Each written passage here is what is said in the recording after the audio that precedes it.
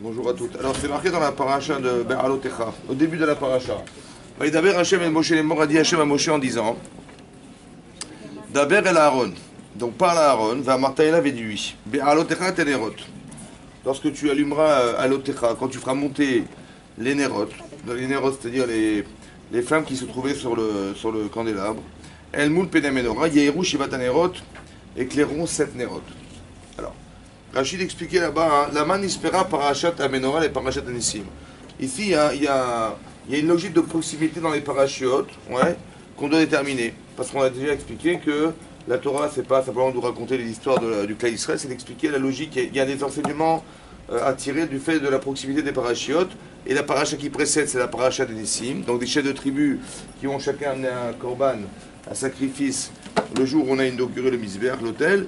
Et le fait qu'on demande que Moshe ait dit à son frère Aaron d'allumer les nérotes. Quel rapport y a-t-il entre les deux événements? Alors Rashi explique les fiks chez Aaron, Chanoukat Anissim, parce que lorsque Aaron a vu qu'on inaugurait, que les Nissim, les chefs de tribu, inauguraient le Mizbeach, Chalcha Darto. Il a eu de la peine. Chalcha Asdarto, il a eu de la peine. Pourquoi? Chez Loya Imaem. Parce que lui ne se trouvait pas présent avec eux, Bachanouka, lorsqu'on a inauguré et on a fêté cet événement. Velohu Velo Shifto, ni lui n'a été invité à Aaron Cohen Gadol, il n'a pas été invité à cet événement, ni son chevet, la tribu des Kohanim. On n'a pas invité des Kohanim, on n'a pas invité Aaron Cohen à venir inaugurer, alors que chaque chef de tribu a été représenté par la Chanouka d'Amizbeach. Ça va? Il a eu de la peine. Qu'est-ce qui se passe? Alors, Amalok, je vous ce Hachem lui dit, Chayecha, Shelcha Gdola Mishelahem, Shelcha, ce que je te propose, Gedola. Gedola sera plus grand que ce qu'eux ont fait. Mishelahem, que ce qu'eux ont fait. Shata Madlik Ometiv Etanerot, parce que toi, tu vas allumer et tu vas nettoyer les nérotes. Les nérotes, c'est-à-dire qu'il y avait un candélabre, il y avait des flacons, il fallait absolument allumer les nérotes et pouvoir nettoyer. Ça, c'était aux yeux d'Hachem plus important que d'apporter des encens sur le Misbéach, le jour où on a inauguré l'hôtel. Voilà ce qui est marqué dans le texte. Alors, on va essayer de réfléchir ensemble à ce qui est marqué dans le texte. Aaron Cohen Gadol. Je ne sais pas si vous étiez Cohen Gadol et on ne vous avait pas invité devant tout le monde à venir inaugurer le Misbéach, ni vous ni votre tribu. Comment vous vous seriez senti? Vexé, d'accord. C'est vexant, non? C'est un affront ou pas? Oui. Est-ce qu'il a ressenti comme ça, lui? Non. C'est incroyable. Comment il a ressenti? Ça fait de la peine. Il a eu de la peine. Est-ce que c'est pareil? Dans le sentiment, c'est la même chose? Quelqu'un qui a été vexé, qu'on n'ait pas invité à venir sur les... Non, c'est pas la même chose. C'est rien à voir. C'est l'amour propre et l'affect. Ben ouais, l'affect, l'amour propre, ouais. Et là, c'est pas du tout ça. Il a eu de la peine de ne pas participer à la mitzvah. C'est intéressant quand même, non? De voir que...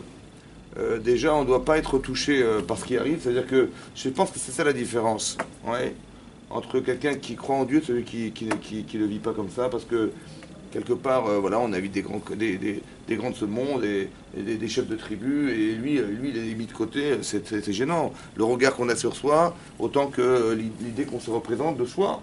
Ici, elle est trahie par le fait qu'on ne nous invite pas. Ouais. On voit qu'il n'a pas pris de cette manière. Il a eu juste la peine de ne pas se trouver présent lorsque on devait faire cette mitzvah de Chanouka de Misbéach. À part ça, donc il a eu de la peine. Et s'il n'a pas eu de peine, est-ce qu'on lui aurait donné la menorah? On a l'impression que c'est un jeu d'enfant. Ça veut dire, il a eu de la peine. Alors on m'a dit, bon, t'inquiète pas, je t'ai proposé autre chose. Un petit caprice. Hein? On le console. C'est comme ça qu'il faut le comprendre? Non, je crois pas. Qu'est-ce qui est marqué dans le texte alors? Qu'est-ce qui est marqué ici?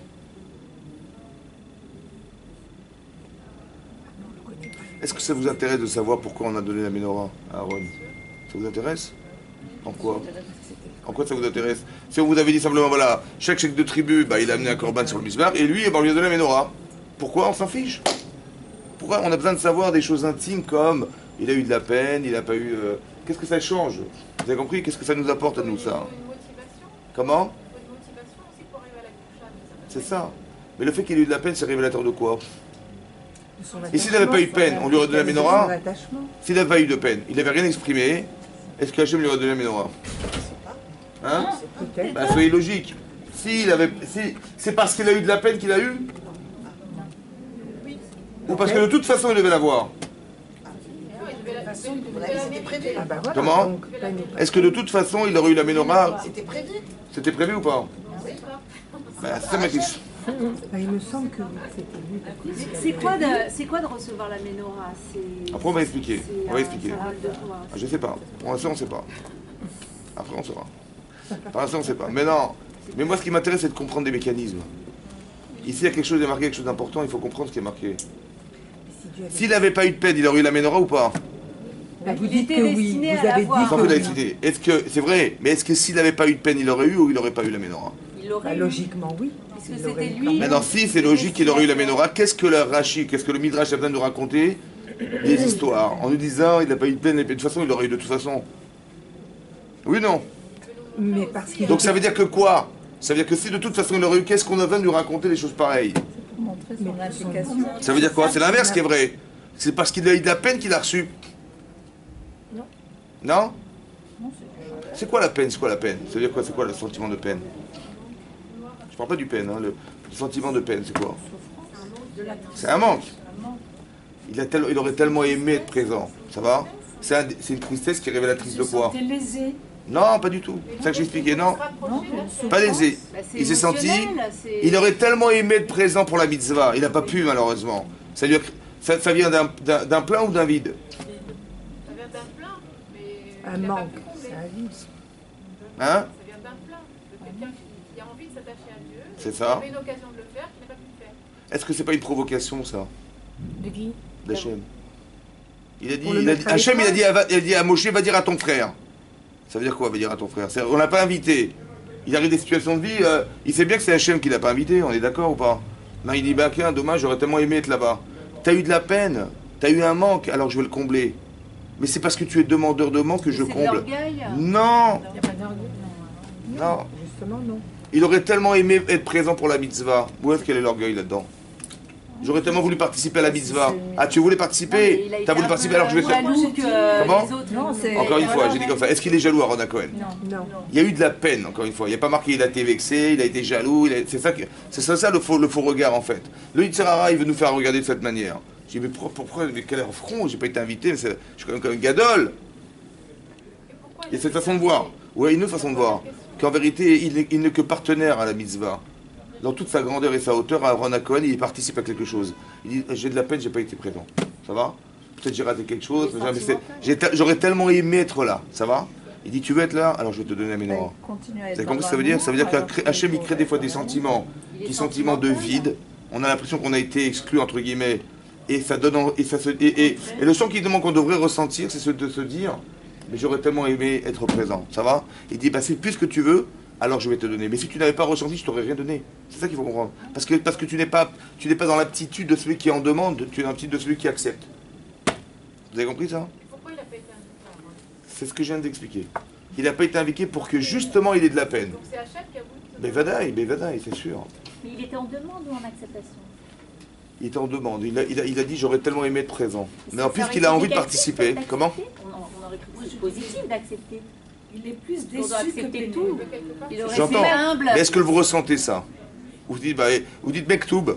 On m'a pas appelé, on m'a pas appelé, c'est pas grave. On dit ça à Hachem, il a ses raisons. J'entends, mais ça aurait pas marché ça. S'il avait pensé comme ça aurait pas marché. Vous êtes en train de dire que c'est pas bien, alors que nous, on nous a appris à dire que c'est bien, ça. Non, non, mais parce on a que raison, justement, mais quand c'est une mitzvah, Voilà. Ça n'enlève rien à la peine. Dire la peine, elle est là. non, encore une fois, il faut pas dire. Si vous dites par exemple, bah, il m'a pas invité, bah, je comprends, j'accepte. Il est Et on parle de résigné. mitzvot ici.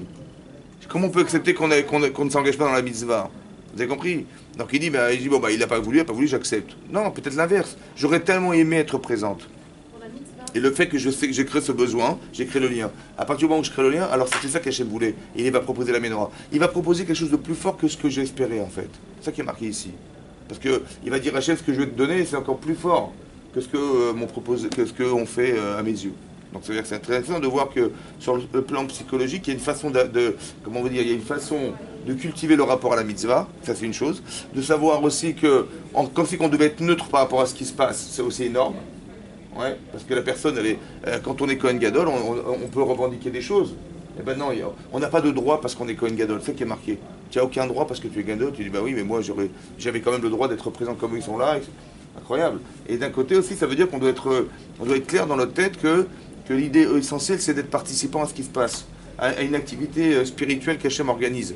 Et pas de croire qu'on est les hommes ou les femmes de la raison qui fait que voilà, il faut être là, il faut être présent. Et c'est vexant de ne pas l'avoir été. Ça va? Très important ici qu'on comprenne qu'il y a, comme si qu'on devait, pour être le réceptacle de quelque chose, il faut être dans le besoin et dans le désir. Et que si on dit non, ben là c'est pas grave, ben, okay, ben on passe et on peut rien nous donner, on peut pas nous proposer parce on tend pas ses bras, vous avez compris? Comme si que la peine qu'il avait eue, c'était un vecteur essentiel qui permettait à Hachem de lui proposer autre chose. Et s'il n'y a pas eu de peine, ben, j'aurais tellement aimé, mais je peux pas lui donner, il a pas envie. Vous avez compris? C'est ça, le dilemme. Donc c'est très important de développer ce sentiment. Ok, maintenant pour revenir à la Ménorah, vous avez demandé à quoi ça sert. Oui? Alors cette question elle est posée dans le Midrash. Le Midrash pose la question suivante. On a demandé à Aaron d'allumer les nérotes, c'est-à-dire de créer de la lumière. Yahiru Shivat Anerot, éclairons cette lumière. Voilà, dans le Cornéla. Le Midrash a dit rapporte que les Bnei Israël se sont posé la question de savoir mais à quel intérêt de créer de la lumière alors que tu es la lumière du monde. C'est toi qui éclaires le monde. Donc c'était pas nécessaire de rajouter de la lumière, cette lumière elle est insignifiante par rapport à ce que toi tu crées dans la lumière. Oui. Il dit à quoi ça sert d'allumer des lumières? C'était la question posée. Vous voyez à quoi ça sert d'allumer la Ménorah? C'est le candélabre qui va créer de la lumière. Alors que la lumière qu'on a déjà, elle nous suffit largement. Alors Hachem a dit au Bnei Israël la chose suivante. Il dit lorsque vous étiez dans le désert, le jour il y avait une colonne de nuée, et la nuit il y avait une colonne de feu qui vous éclairait en permanence. Et il dit Hachem, je sais que vous vous sentez redevable, parce que je vous ai éclairé toutes ces nuits. Alors en échange, je vous demande, pour vous soulager de ce que vous vous sentez redevable, d'allumer les nérotes. Donc la Ménorah. La Ménorah. Ça veut dire que qu'est-ce que c'est qu'allumer la Ménorah? C'est de se décharger d'une pression que nous avons de reconnaissance qu'on ne pourra jamais remplacer. Et Hachem dit, bah, c'est pas grave, rends quelque chose d'une manière qui soit, c'est-à-dire allume les nérotes, allume cette Ménorah. Est-ce que vous comprenez ça? Alors le Midrash là-bas, il amène une parabole en expliquant. Quelque part, il y a un aveugle qui s'est égaré dans la rue. Ça va? Comme ça dit le Midrash. Un aveugle, un souma, il s'est égaré dans la rue, il s'est perdu. Et un voyant le voit égaré, il lui dit, mais qu'est-ce qui se passe? Il dit, ben, je me suis perdu. Il dit, où tu vas? Je rentre chez moi. Il dit, ok, ben, je te raccompagne. Donc il le prend par la main, il dit à quelle adresse? Je connais l'adresse, on y va. Et donc il l'accompagne jusqu'à arriver chez lui. Et lorsqu'il arrive chez lui, l'aveugle l'invite à rentrer chez lui. Et le voyant dit à l'aveugle, allume la lumière. Il dit, mais je ne comprends pas, c'est toi qui vois, tu m'accompagnes jusque-là, toi appuie sur l'interrupteur. Il a dit non, parce que je sais que tu te sens redevable. Je sais que tu te dis, mais comment je vais rendre à ce monsieur ce qui m'a rendu comme service. Et puisque tu te sens redevable, alors je dis, bah toi aussi participe, rends quelque chose, alors allume la lumière. Ça va? C'est ça la Ménorah. Ça veut dire que pour être, comment vous dire, pour être dans le sentiment de quelqu'un qui se sent redevable, il faut qu'on développe autre chose chez soi qui s'appelle la reconnaissance du bien. Pas de dire je suis aveugle, c'est normal, il m'accompagne évidemment. Vous avez compris? Non. Je reconnais le bien qu'il me fait. Et donc ce sentiment, c'est un sentiment tellement pesant que je ne sais pas comment je vais rentrer. Ça va? Et donc la Torah nous dit que c'est ça la Ménorah, c'est d'expliquer qu'au départ on devrait développer chez soi le sentiment de reconnaissance du bien qu'on nous fait, de calculer, de mesurer combien on est redevable, et de sentir ce malaise, et de dire mais comment je vais faire pour rendre? Et c'est là qu'on nous propose d'allumer la Ménorah, ça veut dire de libérer cette conscience en faisant quelque chose. Bien sûr que ce que tu vas faire n'a aucune commune mesure avec ce que tu reçois. Parce qu'on t'a allumé, on t'a éclairé pendant 40 ans. Évidemment que tu ne pourras jamais remplacer ça. Mais est-ce que tu peux rendre, est-ce que tu peux participer? Est-ce que tu peux vivre quelque chose qui soit de l'ordre de la reconnaissance et que tu puisses rendre quelque chose? Oui ou non? Tu peux, alors fais-le. Peut-être ça pourrait expliquer beaucoup de choses, ça. Comment? Non. Non. Les bougies de Shabbat, c'est pour voir ce que vous mangez. Ça va? Maintenant, la reconnaissance du bien. Ça veut dire qu'il faut qu'on soit capable de réfléchir de cette manière dans sa vie. Par exemple, un exemple très simple. Si vous êtes présente aujourd'hui, c'est qu'un jour vos parents ont décidé pour vous de vivre. C'est vrai ou pas? Ils vous ont éduqué, ils vous ont... Tout ce que vous êtes, entre guillemets, ça s'est réalisé autour de 4 murs chez vous à la maison. Parce que l'éducation, tout ce que vous... Toutes les notions que vous avez, c'est l'éducation de vos parents, parce que l'école, elle vous informe, elle vous donne des informations, mais le cadre familial, c'est l'essentiel, donc c'est vos parents l'essentiel. Vous vivez grâce à eux et vous êtes ce que vous êtes grâce à eux. Est-ce qu'on peut rendre ça? Est-ce qu'on peut rendre la vie? Est-ce qu'on peut rendre tout? Est-ce qu'on peut faire une chose pareille? Est-ce qu'on peut rendre ce qu'on a reçu? Non. Équivalent, c'est impossible. Alors peut-être Hachem dit fais kibud avaim, honore tes parents. Ça veut dire que c'est une manière subtile, peut-être, de se sentir en malaise personnel, de savoir que c'est un malaise de se dire mais mes parents ils m'ont fait ça, ils m'ont donné ça, tout ce que j'ai c'est grâce à ça, grâce à eux. C'est vrai ou pas? On devrait réfléchir comme ça et de se dire mais la moindre des choses, c'est d'essayer de rendre un petit peu ce qu'on m'a donné. Ça va? Et j'espère qu'ils vont me demander quelque chose que je vais pouvoir combler. Mais ce sentiment-là, il ne peut s'exprimer que dès l'instant où j'ai mesuré combien je dois. Excusez-moi, par rapport aux bougies, par rapport à Shabbat, c'est pas un caractère top, mais d'allumer la Hanoukia, c'est une marque d'un caractère top ou pas? Non, non plus. Après, on ne va pas rentrer là-dedans parce qu'on sort du sujet. Mais restez dans le sujet. Dans la requête, ça veut dire qu'on devrait ressentir ça. Ça veut dire que c'est pas grave de faire des calculs. Ça veut dire, par exemple, peut-être que ce que je vous dis aussi, c'est le moteur de notre Avodat Hashem. Qu'est-ce qui nous motive à respecter la Torah et les mitzvot et de respecter Hashem? C'est peut-être de réfléchir à vous dire que tout ce que vous avez autour de vous, vous a été donné gratuitement. Donc de se sentir redevable, de dire mais évidemment, on peut se dire mais c'est normal. Qu'il y ait le soleil, qu'il y ait l'oxygène, que les fruits poussent, que tout ça, mais c'est normal, ça fait partie de la volonté d'Hachem, il fait ce qu'il veut, il nous a fait ça, c'est normal. Tout est normal, vous avez compris, tout est normal. Voilà, qu'il y ait le soleil, qu'il pleuve, qu'il fasse beau, qu'on puisse profiter de la vie, qu'on puisse avoir les bénéfices de tout ce qui est organisé autour de soi, mais c'est normal. Mais plus c'est normal, moins on est reconnaissant, et moins notre Avodat Hashem, elle peut avoir un moteur. Il n'y a pas de moteur. Alors que si je me dis, mais tout ça, mais c'est énorme. Si je devais vous quantifier tout ce que vous recevez tous les jours par Hashem, vous auriez dit, c'est trop. Mais c'est trop, arrête, c'est bon, ça suffit. Ouais. Et cette variété d'événements, cette variété de choses présentes qui sont que dans l'intérêt de soi, quand on s'imagine ce que ça représente, on devrait dire mais j'ai honte, c'est trop. Mais qu'est-ce que je peux faire pour Hachem pour essayer de combler au moins ce qu'il m'a donné? Et ce sentiment-là, il est moteur, je pense, de la pensée qu'on devrait avoir, de la reconnaissance de ce qu'on reçoit et qui va nous motiver à pouvoir faire la volonté d'Hachem et de faire les mitzvot correctement.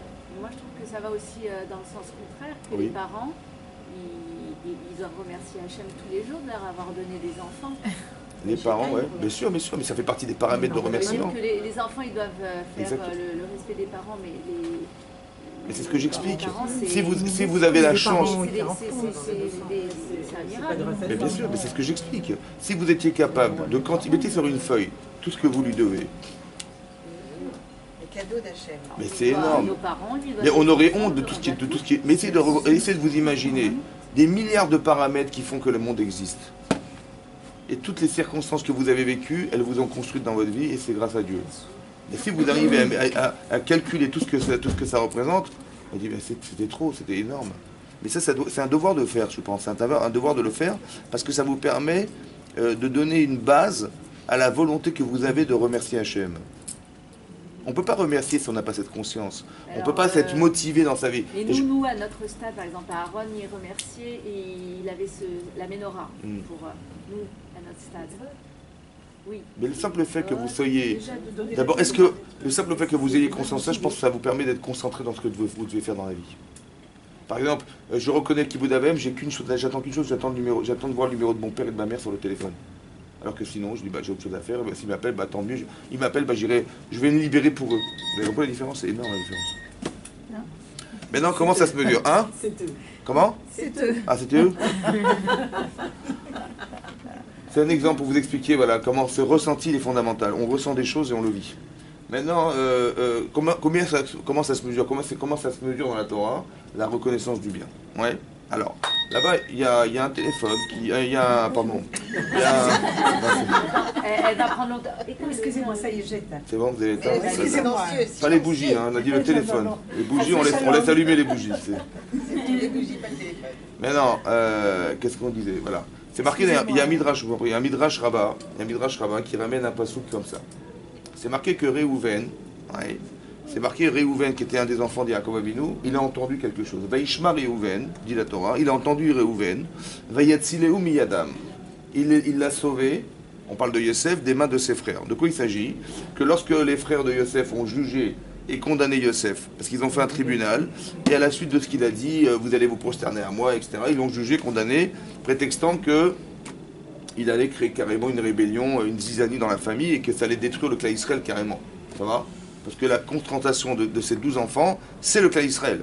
Donc dès l'instant où il y a quelque part une fracture qui va se créer, c'est pas la fracture de la famille, c'est la fracture du clan Israël qui s'opère, et ils ont jugé qu'il fallait condamner Yosef absolument, et il était condamné à mort. Voilà ce qu'ils ont jugé.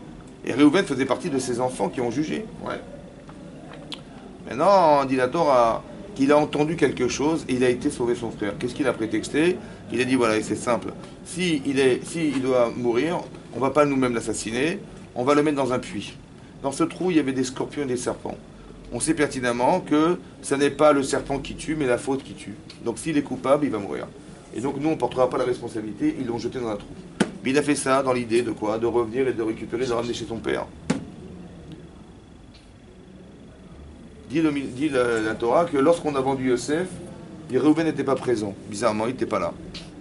Et Rachid expliquait pourquoi, pour deux raisons. Un, parce qu'à tour de rôle, chaque enfant, il faisait Kiboud Avaim. Chaque enfant honorait son père. Donc à tour de rôle, chaque enfant allait voir ses parents et faisait Kiboud Avaim. Ça, c'est une explication, c'est pour ça qu'il n'était pas présent. Deuxième explication, c'est qu'il est en train de faire Teshuvah. Il avait fait une faute à Réhouven. Il est en train de faire Teshuvah. Quelle faute il a faite? Voilà, exactement. Lorsque Rachel est morte, alors que Yaakov il dormait dans la chambre de Rachel, ouais, qu'est-ce qu'il a fait? Yaakov il a pris son lit, il l'a déplacé dans la chambre de Bilha, qui était la chambre de la servante de Rachel. Et quand Réhouven a vu ça, il a dit mais c'est un affront pour ma mère. Comment il a osé mettre son lit dans la chambre de sa servante alors que ma mère c'est sa deuxième femme. On va dire même si c'est la deuxième, c'est sa deuxième femme. Il aurait dû mettre son lit dans la chambre de ma mère. Et donc Réhouven il s'est senti gêné par rapport à sa mère. Il a été prendre le lit, prendre l'initiative de prendre le lit de son père et le déplacer. Bilbel Yetsoué Aviv. Maintenant, il y a deux fautes répertoriées là-dedans. Un, il s'occupe de la vie de son père sans le consulter. Ouais. Mais non, la vie intime, ça c'est une chose. Et deuxièmement, là-bas c'est marqué dans la parachute de Vaïchi que la Shekhinah, elle résidait sur le lit de Yaakov Avinu. Donc quand il a déplacé le lit, il n'a pas seulement déplacé le lit de son père, il a déplacé la Shekhinah. Ouais, Allah Yetsoué Allah. Yetsoué Allah, c'est la couche de Akadosh Baruch Hu, et donc il a déplacé ça, et ça c'était une faute énormissime par rapport à ce qu'il avait envisagé de faire. Ça va? Et donc qu'est-ce que fait Réhouven? Il fait Teshuvah. Vaishma Réhouven, il va entendre Réhouven et il va le sauver. Qu'est-ce qu'il a dû entendre, dit le Midrash? Qu'est-ce qu'il a entendu pour prendre l'initiative d'aller sauver son frère alors qu'il l'avait condamné à mort? Hein? Qu'est-ce qu'il a entendu? Alors là-bas, le Midrash dit qu'il a entendu le rêve de Yosef. Incroyable. Que lorsque Yosef a rêvé, il a rêvé de 11 étoiles, de la lune et du soleil qui se prosternaient à lui. 11 étoiles, la lune et le soleil. C'est qui les 11 étoiles? Ses frères, Hazak. Il y avait combien d'étoiles? Combien d'enfants il avait Yaakov? 12. Donc il y avait donc il était dedans. Et donc il a dit, grâce à Yosef, j'ai appris qu'Hachem avait exécuté ma teshuva, puisque mon étoile brille dans le ciel. Ça veut dire qu'Hachem il me considère puisqu'il a envoyé ce rêve à Yosef. Il a dit, je reconnais, j'ai un devoir de reconnaissance vis-à-vis de cette information et je vais sauver sa vie. De là, on voit que le niveau de reconnaissance du bien va à l'encontre d'un jugement qu'on avait fait sur quelqu'un qu'on avait condamné à mort. C'est pas des modalités simples. Je dis, oui, il faut être gentil dans la vie, il faut être reconnaissant de ce qu'on nous fait, mais c'est beaucoup plus profond que ça. Puisqu'il avait condamné Yosef à mort, d'être reconnaissant, ça nous sauve. Ça nous oblige, nous, à pouvoir remettre en cause ce qu'on avait fait comme jugement ici dans le cadre de Yosef. Il avait condamné à mort, il était coupable. Il dit non, il est coupable, c'est vrai, mais j'ai un devoir de reconnaissance, je vais lui sauver sa vie.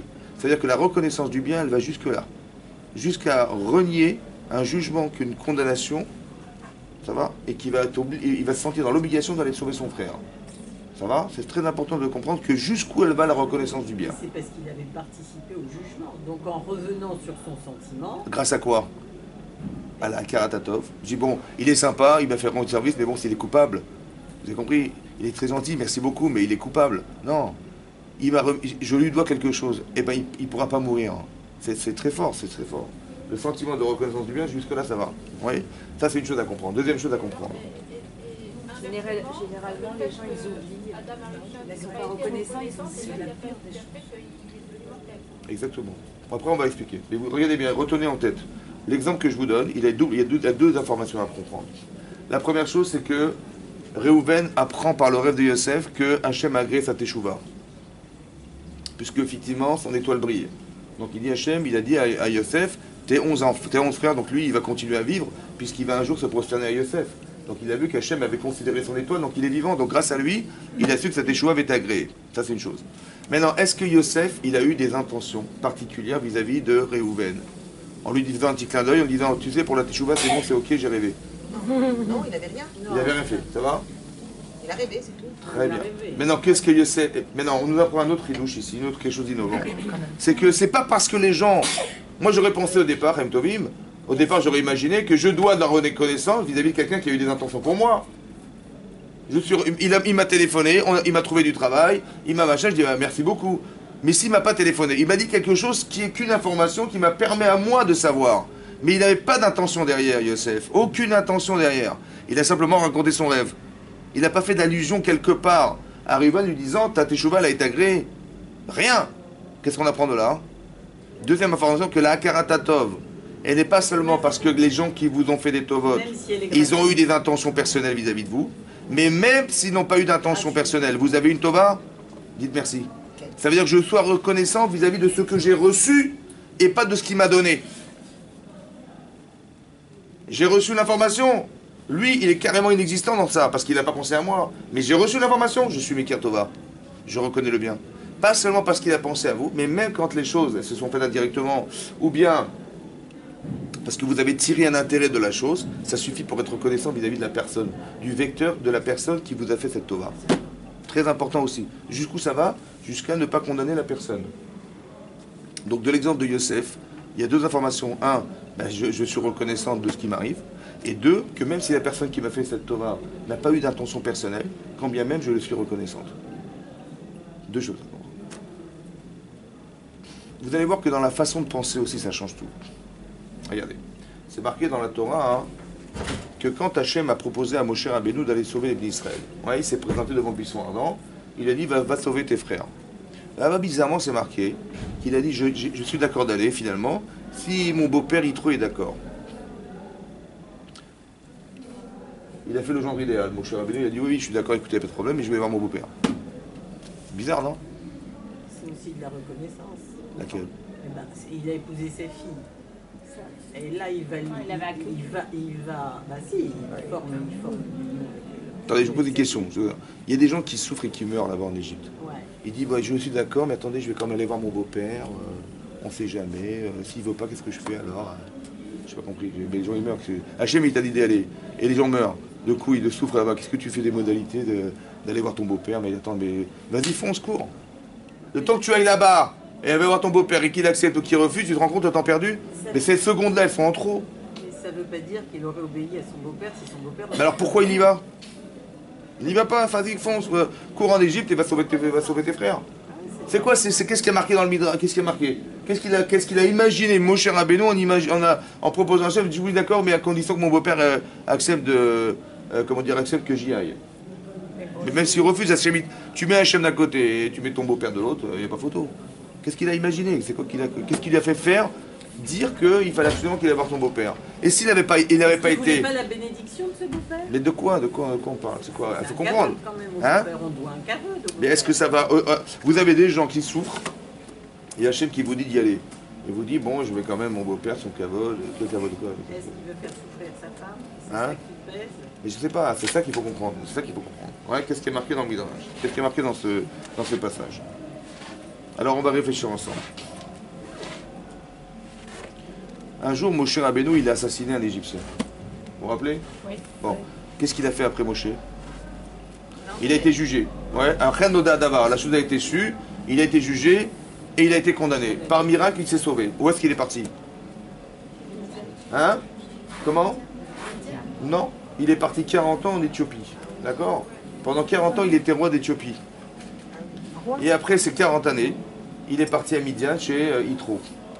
Ça va? Et lorsqu'il arrive là-bas, Yitro, qu'est-ce qu'il a fait? Il lui a raconté sa vie, il dit voilà, j'ai tué quelqu'un en Égypte. Il dit ah bon? Il est enfermé pendant 10 ans en prison. Yitro, il est enfermé 10 ans en prison. Et sa fille, Sipora, elle vient voir son père au bout de 10 ans, il dit mais tu te rappelles qu'il y avait cet homme était venu d'Éthiopie et on l'avait enfermé, il dit ouais, il doit être mort déjà, il n'avait pas nourri pendant 10 ans. Mais elle l'avait nourri pendant 10 ans.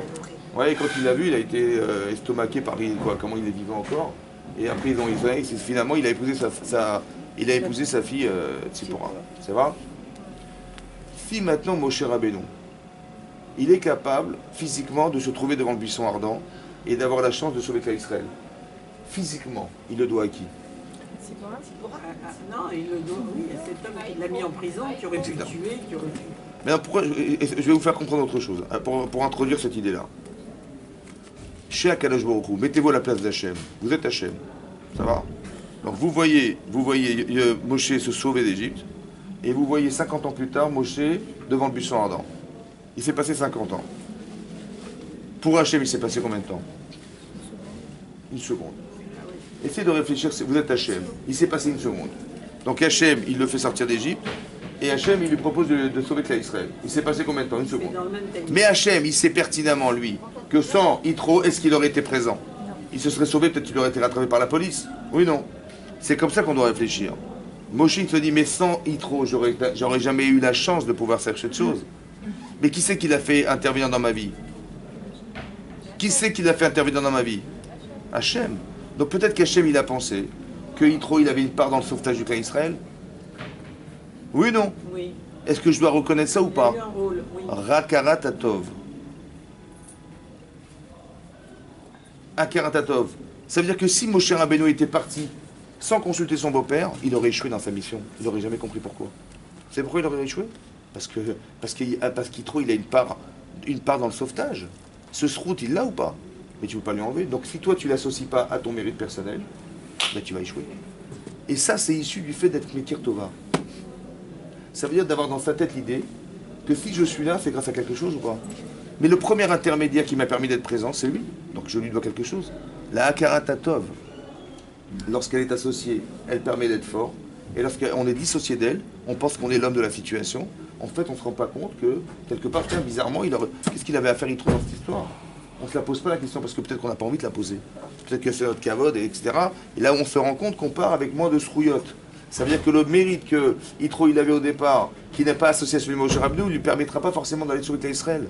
Et ça, c'est parce qu'il a eu cette démarche personnelle d'aller voir son beau-père, parce que monsieur est reconnaissant de ce qu'avait fait Yitro pour lui, que là, il l'associe. Mais ce cheminement-là intellectuel, on peut le faire que dès l'instant où Akarat Atov existe dans notre cerveau. Je suis reconnaissant du bien qu'on me fait. Et dès l'instant où c'est construit, à ce moment-là, ça peut avoir un sens. Mais là, il voulait du mal. J'ai compris, mais quelque part, après, c'est vrai, c'est encore pire. C'est qu'au départ, c'est ça, au départ. Mais finalement, il a compris qui était cet homme. Et que grâce à lui, voilà, grâce à Dieu, il est là, il est présent, il est quelque part capable de pouvoir sauver Israël. Le fait qu'il l'ait, entre guillemets, protégé de la justice égyptienne et indirectement, ça lui revient. Oui, mais c'est tous les jours qu'on a des trucs comme ça. Des fois, on a un accident de la circulation, et grâce à cet accident, on va dans un garage où on trouve le truc qui nous manquait. Exactement. Je dis n'importe quoi. Non, mais vous avez raison. Mais ce travail-là, vous avez raison qu'il faut le faire. Voilà, mais on ne peut pas s'arrêter. Il faut que j'appelle tous les mecs que j'ai accrochés en voiture. Non, dites merci à l'assurance d'abord. Non, je rigole. Non, mais vous avez compris. Après, on ne va pas faire à 50 millions de degrés. Le dernier vecteur. Le dernier vecteur, je suis reconnaissant du dernier. Le dernier vecteur, c'est Yitro. C'est à lui que je sois reconnaissante. Par exemple, c'est marqué, bizarrement, c'est marqué dans la paracha, justement dans la paracha de Yitro, là-bas, que lorsque Moshe Rabbeinu a sauvé les filles d'Yitro, ouais, elle a sauvé les filles d'Yitro parce qu'elles étaient en train de faire paître le troupeau et elles ont été agressées par des bergers. Et Moshe est arrivé à ce moment-là et il les a sauvées des bergers qui les agressaient. Et elles ont été voir leur père et elles lui ont dit « Ish mitzri itzilanu » un homme égyptien nous a sauvés. Elles ont dit ça à Yitro. Le sens littéral, c'est d'expliquer que il avait seulement l'apparence d'un égyptien, et elles ont dit cet homme égyptien nous a sauvés. Voilà, ça c'est le sens littéral. Le Midrash, il dit une autre chose. Quand Moshe est arrivé là-bas, il leur a dit ne me remerciez pas. Remerciez les Égyptiens que j'ai tués et qui a fait que je me suis retrouvé là. Ish Mitzri, reconnaissez que c'est l'Égyptien que j'ai tué là-bas, le Mitzri, qui m'a permis d'arriver là. Vous avez compris? Et le Midrash dit un exemple et en expliquant, en disant comme ça. Quelqu'un, il s'est fait piquer par un scorpion. Il a une plaie, donc une plaie dangereuse. Qu'est-ce qu'il fait? Il essaie de nettoyer cette plaie, et il va essayer de trouver une source d'eau pour essayer de nettoyer sa plaie. Il court à la rivière, il arrive devant un étang, il voit un enfant qui se noie. Et il saute dans l'eau, il lui sauve la vie.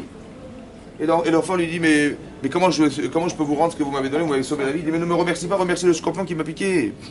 Ça veut dire qu'on doit être capable de comprendre que quand il a dit Ish Mitzrit Silanu, c'est l'Égyptien qui nous a sauvés, il ne s'agissait pas de Moshe Rabbeinu, il s'agissait de la Hakaratatov qu'on devrait avoir de ce qui a fait qu'on est arrivé là.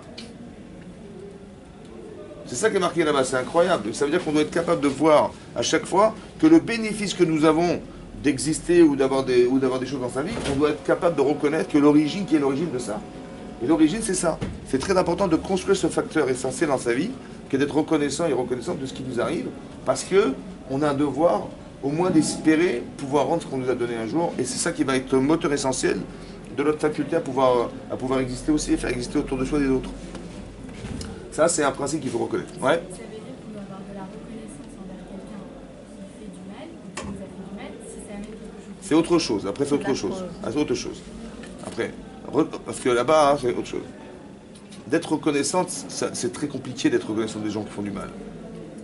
C'est-à-dire dans le sens où, quelque part, ces intentions, elles n'étaient pas forcément... je vais vous expliquer un principe. Il y a une halakha, pour vous expliquer, pour répondre à votre question. Ouais. Il y a une halakha qui est marquée dans le Shulchan Aruch. C'est marqué Chaya vinish levasume bepuria. Un homme est obligé de se saouler à Purim. Ad delo yada, jusqu'à ce qu'il ne sache plus faire la différence entre Baruch Mordechai, que soit béni Mordechai, Arur Aman, Maudit Aman. C'est-à-dire qu'on doit se saouler à Purim jusqu'à quoi? Jusqu'à confondre. Confondre. Hein? C'est-à-dire quoi confondre? Baruch, que soit béni Mordechai, et Maudit Aman. Il faudrait confondre. Comme si on nous demandait d'inverser. Comment inverser? Mais ça veut dire quoi inverser? Depuis quand je vais penser que je vais dire entre guillemets merci à Aman? On l'avait dit ça. Oui. Il y avait une reconnaissance à avoir envers Aman. Oui, vous avez dit ça. Qui a dit ça? Peut-être un autre cours. Mais juste vous expliquer une notion, écoutez bien. Là-bas, le Gaon des Vilna dans Shulchan Aruch, il dit que c'est marqué dans la Gemara dans Brachot que le nom d'Hachem, les deux noms d'Hachem, ils recouvrent la connaissance et la vengeance et la justice. C'est marqué quel Deot Hachem. Quel Deot Hachem? La Déa, c'est la connaissance qu'on a d'Hachem. Elle est entre deux noms d'Hachem. Là, le nom d'Hachem qui est quel, qui est la rigueur, et Hachem qui est la miséricorde. Enfermé dans ces deux notions-là. Et aussi la Déa, donc la Déa, la connaissance, autant que la justice d'Hachem. Quel Nekamot Hachem. Ok? Maintenant, il y a un Rav qui s'appelle le Rav Friedlander, qui était le Mashgiar de l'Aïshat Ponovitch. Il a expliqué qu'est-ce que ça voulait dire. Pourquoi on a mis à se saouler? Alors, il a expliqué comme ça. On va dire comme ça. Quand Achashverosh, il nous a proposé de venir à un festin qu'il avait organisé. Il avait fait kasher. Le roi, il nous a invités à un festin. Il a fait kasher, un repas kasher. Kasher, kadat et nones. Kadat, selon la religion, il a fait chacun... Il nous a fait plaisir, il nous a fait... Qu'est-ce qu'il a dit à Mordechai? Il n'allait pas au festin. Je sais pas, oui. Il nous invite, il fait kasher, on n'y va pas. Mais si on n'y va pas, ça va être pire. Il a dit n'allez pas. Bon, est-ce qu'il a réussi dans sa mission, Mordechai? Non. Pourquoi? Parce que quelque part, l'idée peut-être c'était de dire toutes les faveurs qu'il va nous faire, parce qu'il nous a fait kavod, Achashverosh. Le problème, c'est pas... C'est vrai que c'est kasher, Hazak, c'est kasher, mais qu'est-ce qui n'est pas kasher? Hein? Tout était kasher. De manger avec les... L'esprit qui est faux, ça va? C'est ça la différence entre le festin d'Achashverosh et le festin de Esther Amalka. C'est l'esprit qui est faux, ça va? Tout est kasher, vous mangez kasher, mais dans quel esprit vous vivez? C'est ça? Et ça qui est faux. Maintenant, il a dit n'allez pas, parce que on peut m'enfermer psychologiquement dans un désir de reconnaissance du bien qu'on m'a fait, et dans un esprit qui est carrément faux. Et je suis enfermé, cadenassé par ça, et j'arrive plus à m'en sortir, parce que j'ai pris plaisir à vivre quelque chose auquel je ne peux pas m'octroyer, puisque, regardez ce que ça... C'est le roi qui nous invite, et c'est dans un esprit convivial, avec kasher, ce que vous voulez, il nous a fait plaisir. Mais c'est une manière subtile de nous enfermer. Mordechai, il n'allait pas. Mais si on n'y va pas, ça va être pire. Comme si on ne devait pas réfléchir à ce qui pouvait arriver. Mais non, Aman, un jour, il monte au pouvoir, et il a décrété qu'on allait tous disparaître, le Trésadar. Et donc il a placardé dans tous les 127 provinces, le Trésadar, c'est terminé. C'est fini, plus de cas Israël, plus fini. Qu'est-ce qu'on a unanimement, on a pensé, unanimement, on va faire Teshuva. Ça va? Et on a fait Teshuva, et finalement, Ben Afochou, tout s'inverse. Celui qui voulait nous pendre, c'est lui qui a été pendu. Ça va? C'est ça qui est marqué dans la truc. Maintenant, est-ce que Achashverosh, est-ce que Haman, il a réussi à faire ce que Mordechai n'a pas réussi à faire. Entre Aman, il a réussi à nous faire Teshuvah. Et Mordechai? Non. Alors il faut apprendre une chose comme ça. Il faut savoir. Il y a ce qu'on appelle le din, la loi. Aman, c'est un rachat. Il va loguer c'est un rachat. Ouais. Mais est-ce que je peux lui enlever, c'est ça la connaissance d'Hachem, ce qu'il a réussi à faire? Ça veut dire de faire Teshuvah avec Israël. Ce mérite, je peux lui enlever ou pas? Donc, mais lui, il n'a pas eu d'intention quelconque. Ça fait partie du calcul, du cheshbon. Ça veut dire, la volonté de Haman, c'était de nous détruire, d'exterminer.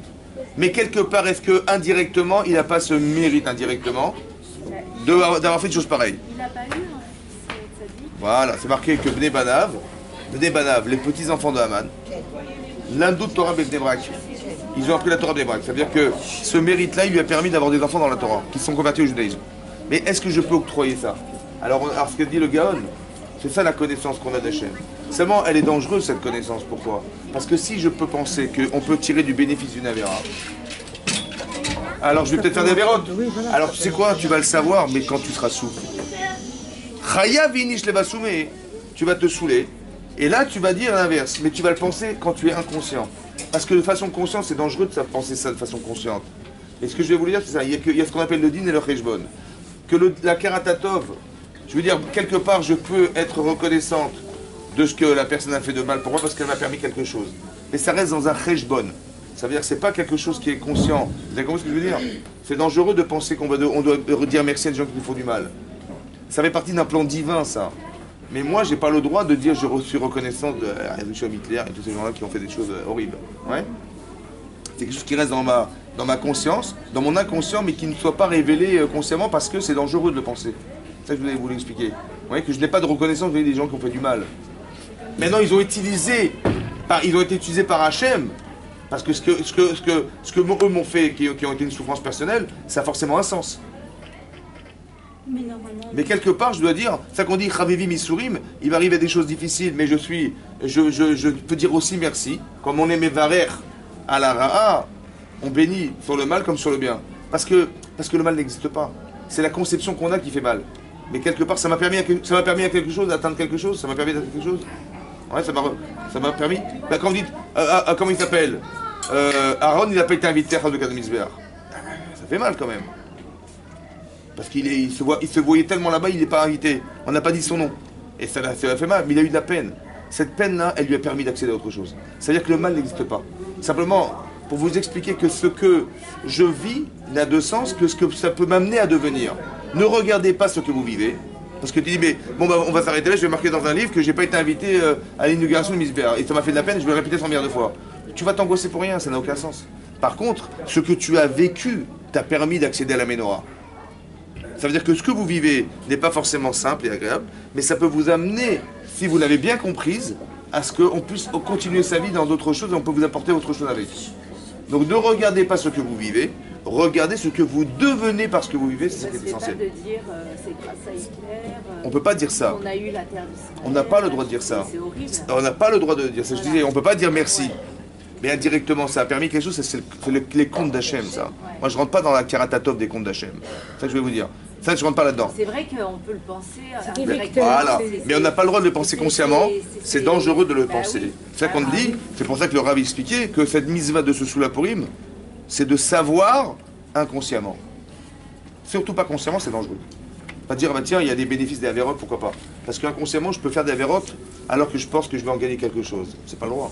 Donc il faut le savoir inconsciemment, mais pas consciemment. Mais pour revenir au sujet. Oui. Hein?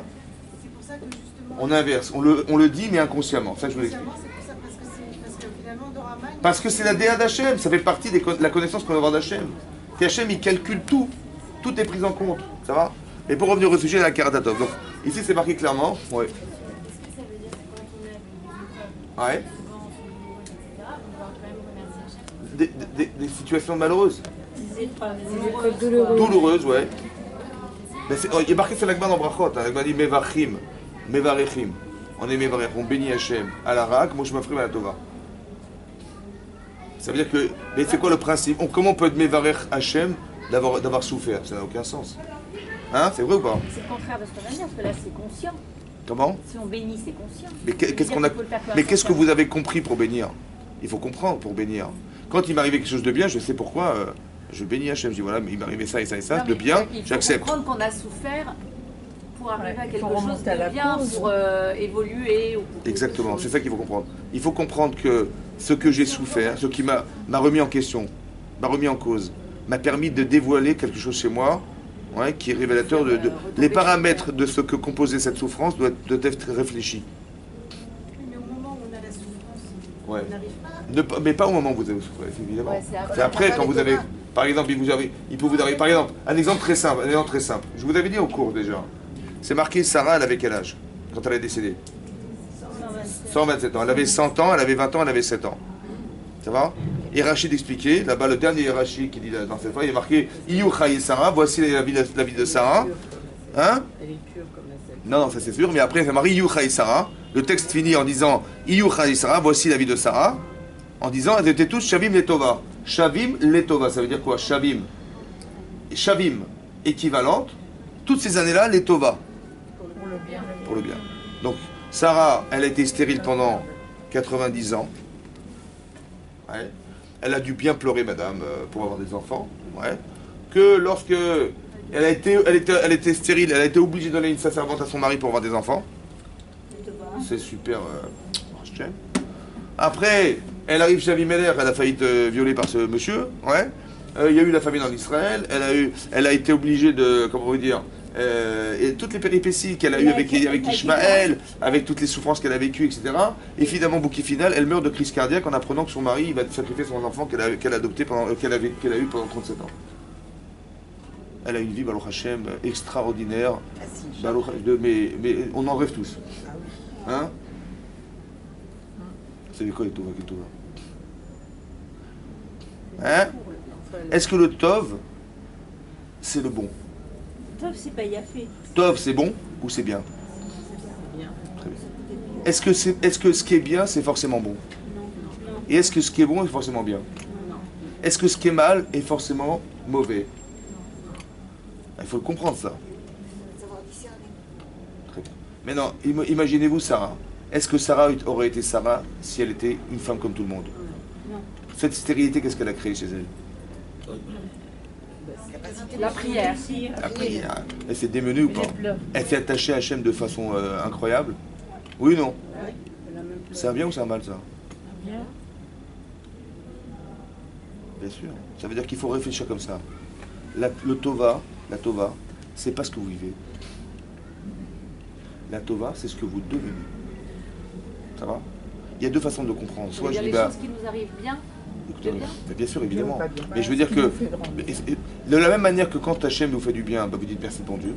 Mais vous croyez quand il fait quelque chose qui vous fait mal, c'est parce qu'il a dit, il a fait le méchant, il a fait je sais pas. C'est bien pour nous. C'est pour nous faire évoluer dans... Alors, il faut juste comprendre en quoi vous avez évolué. C'est ça qui est très important. En quoi vous avez évolué en passant par cette étape. Qu'est-ce que vous avez gagné d'être? Et là, maintenant que j'ai compris ça, je dis merci beaucoup à Hachem. Vous avez compris ça? Il ne faut pas regarder ce que vous vivez et regarder ce que vous a permis d'être. Parce que l'attachement qu'elle a à Hachem, pour nous, il est impossible. Mais pour elle, c'est possible. C'est ce qu'on dit et les épreuves nous font grandir. Mais il faut le comprendre, ça. Parce que comment de souffrir, ça fait grandir. Avec du recul, pas sur place. Oui, parce que ça veut dire que c'est comme vous dites un enfant, je sais pas moi, imaginez-vous, il veut pas son bac. Ou imaginez-vous, vous, voilà, après votre accouchement. Bon, c'était simple ou pas? Bon, quand vous voyez vos petits gamins qui cavalent, vous dites, il dit, mais c'est l'objet de ma souffrance. Hein? Vous dites, bah, au Hachem, j'ai un enfant. Bah, vous avez compris, ça c'est tout le temps qu'il faut penser comme ça. Ne regardez pas ce que vous avez traversé, regardez ce que vous êtes devenu. Vous êtes une mère, vous avez des enfants, on dit pas, ah, c'était dur, mais non. Quelqu'un qui réussit un examen, il dit, bah, tu te rends compte quelle souffrance pour arriver à passer cet examen. Il dit, heureux d'être venu, d'avoir des compétences. Donc regardez ce que vous devenez, arrêtez de penser ce que vous avez vécu, ce que vous avez traversé. Mais si vous répétez sans cesse ce que vous avez traversé qui vous est difficile, vous êtes dans le traumatisme, donc vous n'avez pas compris le bonheur que vous avez d'être passé par ça. C'est ça qu'il faut comprendre. Qu'est-ce que vous êtes devenu est essentiel. Vous êtes une femme plus forte, vous êtes une femme plus courageuse, vous avez battu contre quelque chose. C'était dur, mais évidemment, comme passer une épreuve, c'est dur. Mais au fond, je sais que maintenant j'ai les compétences. Voilà, j'ai eu le diplôme. Et je dis pas maintenant que j'ai le diplôme, ah mais c'était dur. Mais non, c'est n'importe quoi. On est heureuse d'avoir eu le diplôme. Parce que les gens, ils ont toujours comment dire, l'envie de se plaindre. Mais c'est parce qu'ils n'ont pas compris, encore une fois, ils n'ont pas ressenti la chance qu'ils ont d'être devenus autre chose. J'ai jamais vu un type qui a réussi un concours je sais pas moi, de son doctorat et qui dit ah c'était dur hein. Mais non, ça n'existe pas ça. Parce qu'il sait ce que ça veut dire avoir le doctorat, il sait ce que ça va ouvrir comme porte, il sait ou pas? Évidemment, et ça c'est plus fort. Hein, mais non, c'est pas vrai, c'est tout le monde comme ça. Mais écoutez, je vais dire en clair. Voilà, j'ai la main devant la porte comme ça, vous voyez, entre la porte et le mur. Dans le trou là, ça va? Et le type il ferme la porte sur mes doigts. Ça fait mal ou pas? Mais un type vient de m'annoncer que j'ai gagné 150 millions d'euros au loto. Ça va? Tout en même temps là, 150 millions d'euros au loto et le type il m'écrase des doigts avec la porte. J'ai plus mal. J'ai plus mal. Non, toujours tu peux pas crier, non, j'ai plus mal. J'ai acheté l'hôpital carrément, j'ai plus mal, vous avez compris. En vérité, la souffrance, c'est quelque chose qui est représenté chez nous, ouais, comme quelque chose qui n'a pas d'équivalent. S'il n'y a rien en face, évidemment, on souffre. Mais si vous savez ce que vous avez gagné d'être. Vous avez compris? C'est ça qu'il faut comprendre. Si vous n'avez jamais compris pourquoi il faut accoucher dans la douleur, eh bien vous allez souffrir. Bah, évidemment, c'est comme ça. Donc il faut réfléchir, étudier pour comprendre. Et lorsqu'on a compris, donc c'est beaucoup plus simple. On est devenu notre femme, évidemment, c'est ça qu'il faut comprendre. C'est ça qu'il faut. Et ça, c'est aussi Yakar Tatov. Que tout est pensé pour le bien. Ça va? Tout est pensé. C'est comme vos enfants. J'imagine que quand ils avaient 6 ans et il fallait les rentrer à l'école, ils ont tous pleuré. Oui, non. Ils vous accrochaient les jambes et ils vous disent non, je vais rester avec maman. Voilà, vous n'allez pas dire je vais attendre qu'il ait 10 ans et qu'il me lâche la jambe pour aller l'envoyer à l'école. Maintenant, vous avez dit non, c'est pas grave, tu vas y aller. Donc c'est-à-dire que c'était dur pour vous autant que pour lui. Mais vous savez bien que c'est pour son bien. Il a plus à faire d'être à l'école que d'être à la maison. C'est comme quand il apprend à marcher. Exactement, c'est pas il va tomber par terre. Voilà, exactement. Quelque part, c'est ça que ça veut dire. Mais ça fait partie de l'épanouissement et de l'apprentissage. C'est comme ça. Donc il ne faut pas réfléchir dans ce que je vis, parce que c'est pas forcément simple, mais de ce que je deviens. Et ça, c'est et d'être Mekiatova là-dedans, c'est important. Le dentiste qui soigne une carie. Comment? Le dentiste qui soigne une carie. Ou l'enfant qui voit, son père il l'amène chez le médecin pour lui faire une piqûre. Ouais. Il dit l'autre c'est un bourreau et mon père il est fou. Parce que la piqûre elle est comme ça. Nous on lui dit c'est pour ton bien. Voilà, mais c'est ça, c'est cette perspective qu'il faut avoir dans la vie. Et il faut apprendre à réfléchir à à quoi ça mène. Qu'est-ce que je deviens parce que je vis? C'est très important ça. Et pas de s'enfermer. C'est après. Comment? Vous dites que cette réflexion on doit l'avoir et on ne peut l'avoir qu'après. Non, pas qu'après, tout de suite, je vous dis moi. Écoutez-moi bien, écoutez-moi bien. C'est compliqué. Écoutez-moi bien. Tout de suite dans la douleur. Non, je dis comme ça. Non, on ne le voit pas tout de suite. Écoutez-moi bien, écoutez-moi bien. Ah, justement, si vous avez la chance de le voir tout de suite, c'est super. Mais des fois, on le voit dans 20 ans. Mais écoutez-moi bien. Je sais que c'est pour les taureaux. C'est-à-dire, j'ai souffert de quelque chose. Je ne sais pas pourquoi. Ouais. Mais cette souffrance, elle va créer un manque. Peut-être ce manque, il va m'aider à comprendre le manque. Parce que si je n'avais pas souffert, j'aurais jamais pu réagir à ce qui va se passer dans 10 ans. Alors Hachem, il a déjà créé maintenant pour que dans 10 ans, ça puisse se faire. Ça va? Mais donc, essayez de comprendre que c'était les Tovars. Quelqu'un, je ne sais pas moi, Hachem, il a fait un dépôt de bilan, un machin, ouais, et ben il a appris de ça quelque chose. Et quand on lui téléphone, il dit voilà, j'ai ce problème, je dis attention, fais gaffe à ça, tu vas. Vous avez compris? C'est une Tova. Parce que vous avez fait un chesed. Et après votre vie va continuer. Mais c'est un chesed. Parce que ça va permettre au monde d'être meilleur demain. On apprend de ses échecs.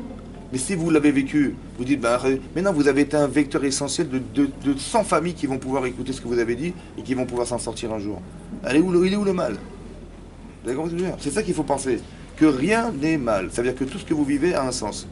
Tout ce que vous vivez a un sens. Et le fait d'être en manque, eh ben, ça crée un manque. Ce manque-là, eh ben, il a construit quelque chose. C'est que je comprends le manque. Je suis sensible au manque. Je suis réaliste devant les manques. Voilà, c'est ça la Tova. C'est pas forcément que vous allez voir le résultat tout de suite. Pas forcément.